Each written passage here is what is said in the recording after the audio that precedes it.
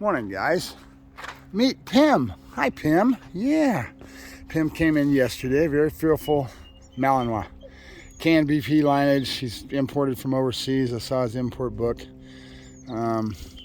Hasn't had nothing done except be at home and robbed of all that proper work. And I know the owner probably tried to do the best they could. They got a nice collar. They got a stem collar. They got all this stuff.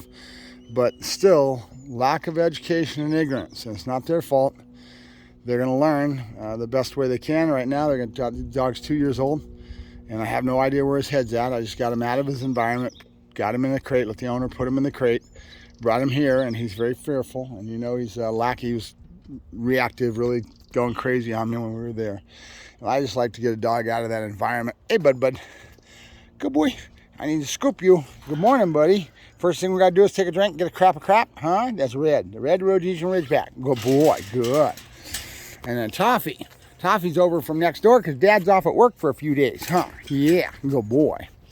A lot more work to do with Toffee. Teach him to really bite for real. I don't know if he ever will, but it's all right. His dad loves him, and we'll teach him how to build a real dog as we go along. We got a lot of things going on this next year with puppies and things we're going to be doing, guys. So more to be able to announce as we go along in the next 6 months. It might not be the year and a half, but it doesn't matter. We've got the moons of Jupiter here, or let's say Mars. I don't know. The moon. The ditches are all in. The water's in the line, and now we got to get the septic done. But we're trying to juggle in work. I was in Hollywood all day yesterday, and up in the city, I realized how much I don't like to drive to the city. But that's where the business is right now, and just took home Draco. Draco went home.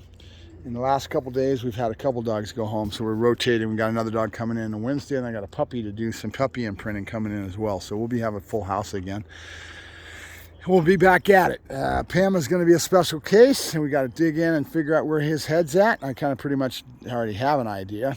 Got my coffee cup out because I was going to sit in the kennel. So let's go see if we can make our first introduction to being a friend and build some relationship. Right now, he's just a very fearful dog, and he doesn't know me. It's going to take some time. And I take my time. I'll probably have to rob food for a couple days and use food as my introduction with him. Right now, he's going to be a little upset when I come in the kennel, but you see him backing off, right? Everything's fear. He was going to eat me yesterday, very reactive, but he's a sweetheart. You know, this is the thing. We just had a really well-known trainer, working dog trainer, decoy, European man that's really well respected in the industry. And he just posted a post last night about dogs getting stuck at home and people not doing the job to socialize them and not realizing how important it is for the dog's first start in life, being from a puppy till they're about 18, 24 months of age, even all the way up to 24 months of age, right? It's a critical development period, guys. It's the time that you need to be putting in the most work, but it is an art.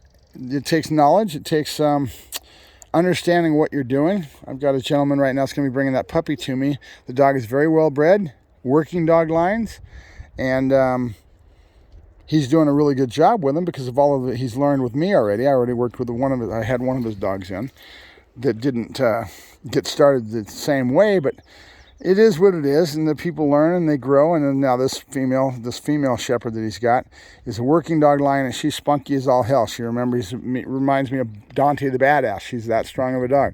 So as long as we don't do anything wrong and we develop her properly, she'll be a hell of a dog. But genetics are a big factor in a dog, yes. But you can't not do anything with a dog. You can't put him in the backyard and not let him have experiences in the world. If you do, you end up with nothing but weakness, and with that weakness comes aggression, comes all kinds of things, okay?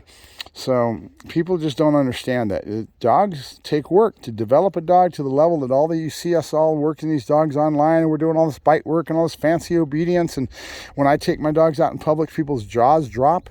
He carries himself a certain way, he acts a certain way. That's not all done just by sticking him in the backyard. You know, there's a lot of work that goes into it. So right now he didn't eat his food. He did eat some food. That's a good sign, but he didn't eat all of it. And we're just going to probably start robbing him a little bit of meals, and the food will come from me a lot. See if he'll eat some hot dogs from me, and we'll make some friends. So right now I'm not even putting any pressure on. I'm just going to sit here. Just the whole idea of just getting to know me, right? He'll see me walking around the kennels today. I'll get out, after I get done spending 10-15 minutes with him in here, I'll go out and start doing my kennel work, spraying down and scrubbing my kennels, and then be back and forth all day long, interacting with him as best I can without any pressure. You don't need to. You know, there's no reason for me to put a leash on him and force him to go outside and put all that. First thing is to build a relationship, and the relationship starts with little small stuff just like this. He's hearing my voice. I'm sitting in the kennel. He doesn't like it too much. What the hell are you doing? But I'm not putting a dang thing of pressure on him. I'm not even reaching out to try to pet him. I might offer some hot dogs to him here in a second, which I'm going to do. And we'll see how he acts. You know, and that's my biggest thing in the very beginning. Is just get him out of that environment and figure out where his head's at, right? Where's the dog's head at? Where is this coming from? So there's a trainer in New York that's working with a lot of people, and they come in, he's asking them all kinds of questions. He's trying to figure out where the dog and the person's relationship is at, right? Where's the problems with the dog's coming from? It's 90% of your thing. It's not all just the dog. It's a lot of times it's the relationship between the dog and the owner, because people don't realize they cause the neurosis, how they treat the dog. What I have over most people, and most dog people do, most dog men, a guy in Europe is really somebody I respect highly, because he's been raised around dogs. He understands what makes a dog's brain tick. You know, where's the dog's head's at? My first goal is to figure this out, right? Come here, Pim. And I see a dog, it's a big sweetheart that is afraid of the world. And it's sad, because this dog could have been a monster if he was raised right, you know? You do the right things, you know what you're doing. So my biggest point of view, and I'll go ahead and cut this a little short because I get a little long-winded and people I think are getting tired of all my yakking. But in a big way, go see a professional. Learn and grow. Get as much knowledge as you can and soak in as much as you can from somebody that's been around dogs all their life, like me, or, you know, this other gentleman. I mean, get out there with people that you respect, you know, and learn and grow. And a lot of it's just dog psychology, understanding how a dog thinks and what makes him tick, right? So that's what it's all about. Right now, this dog doesn't know me, but he'll slow but sure. So I'm letting him hear my voice. Good boy, Pim Pim. Hello, Pim. The only thing he has that's familiar is his name. Hello, Pim. Good boy. That's our boy. Good. There you go. Good boy, Pim Pim. And I'll just build a relationship for 2 or 3 days. I don't need to push it, you know. We'll do the best we can by the dog, and we'll do the best that we've got for the time that the man's paying me for, and I'll put my energy into it, and you never know, you know. I call it recovering the animal. We've got to recover this animal, right? This animal's been robbed of a lot of things. You know, he didn't get any of the proper things, and the owner didn't know what they were doing. It's not their fault, you know, but bottom line, biggest advice I can give anybody that wants to get a working dog, that really wants to do something, really amazed and enthralled by what you see on all these YouTube videos and the Instagram trainers that are all out there doing their little TikToks and all the bullshit, right? Realize that you're not a professional trainer, and you're not going to have anything of the same. Good boy. Good. You're all right. You're okay. Come on. Nobody's going to hurt you, silly boy. Nobody's going to hurt you. Yeah. That you don't know what you're doing, and you need to get as much around you to soak in as much as you can. You know, there's only so much you can get from those little TikTok videos. You have no clue how well cut up they are and what they're showing you, right? I just saw a trainer last night, and she's hell on wheels. I already know who she is. She's purely positive type trainer. She loves a lot of food, but she's damn good. You know, she's got this dog working, but she's cut up the pieces of the puzzle. I'm always talking about pieces of the puzzle. When we teach behaviors, it's nothing more than teaching little pieces and understanding the dog. She's got the dog lifting up from behind. The dog's got a beautiful prance. Everything to her is the look of the dog when it gets onto the field. And when she gets on that field, that dog's going to end. People's jaws drop. They really do. That picture that she creates in her skills is amazing. And she's hell on wheels. She's a very good trainer. I wouldn't have the time and the ability to want to get into it that much. You got it. When you get that deep, boy, you become good. She should be doing there's a bunch of these ladies get on and they do stage shows with their dogs, and they're doing a dancing type thing. That's what she needs to do next. She needs to do a dancing routine and do some kind of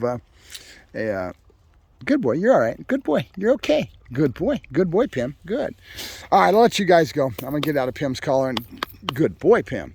Get out of the cage and then walk around and just let him see me today. A lot of just saturation of me without putting any pressure on him. Let him hear my voice, and I might come in here a couple times. I think I'll leave the chair in here. Matter of fact, so I have something to sit down on and come in and talk to him. All right, have a good day, guys. Mark Ferrasci, Protect Dog Training, signing off. Pim!